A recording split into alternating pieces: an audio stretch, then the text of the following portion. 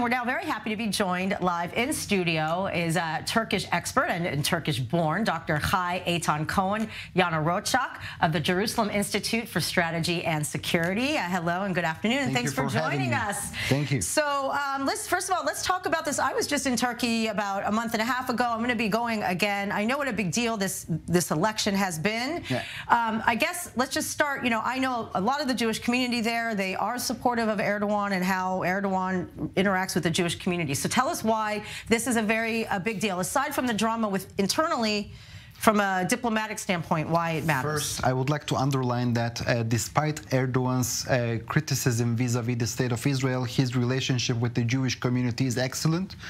He provided every kind of services for the repairment of the synagogues, etc.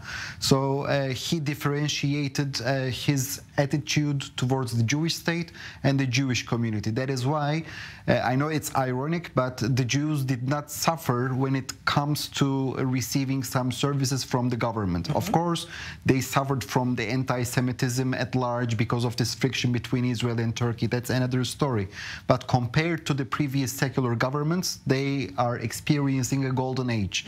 I know it's weird, but this is the fact. Right. And regarding Erdogan's victory, for him now he doesn't feel any more pressured, also from his own constituency and also from the West. Nowadays he is mending his fences with the European leaders. He is also coming closer with the United States and strengthening the NATO alliance. And that is why we see that there is also an ongoing rapprochement also vis-a-vis the state of Israel. But I prefer to see Israel in a different set. Okay. This is the Abraham Accords Axis countries. In 2021, Erdogan first reconciled with the United Arab Emirates, then with Kingdom of Saudi Arabia. Recently he was in the Gulf. He visited Qatar, United Arab Emirates, and Saudi Arabia once again. And now he is coming back to Turkey. And he last night officially he declared the invitation to Israeli Prime Minister Benjamin Netanyahu. I'm seeing Israel as an inseparable part of this Abraham Accords axis. At the end, also Egyptians recently reconciled their relations with Turkey. So long story short, Turkey understood that it cannot become an outsider while all of these moderate countries are coming together, mending fences with Israel. And it's important, and I just want to add, you know, listen, Israelis love going to Turkey. I mean, before we had this whole incident 10 years ago that led to this, you know, it's so close. It's a great place. The history of the Jewish people in Turkey goes all the way back to the 16th century. Suleiman the Magnificent, the land of Israel. It's a natural fit. If we're, you know, if you allow me, for us, it's very easy to normalize with Turkey, but for Erdogan, for his own constituency, it was a very big deal.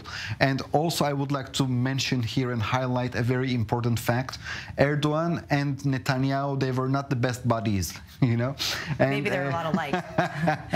So Erdogan hosted our president Isaac Herzog, but for him, it's you know, something more challenging to host Mr. Netanyahu. At the end of the day, Mr. Netanyahu has all of this political responsibility.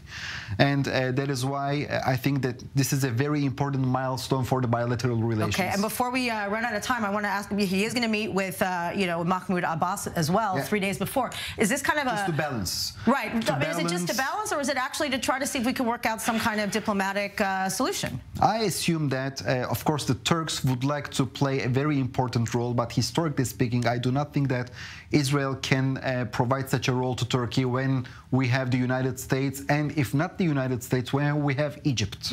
So I think Turkey may improve being gracious in a way. Turkey may improve the life quality of the Palestinians by conducting some investments, and may receive from Israel some, you know, like maneuverability to carry on to carry out these kind of projects.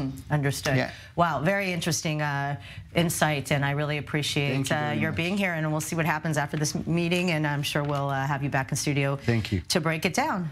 Much appreciated. Thank you very much.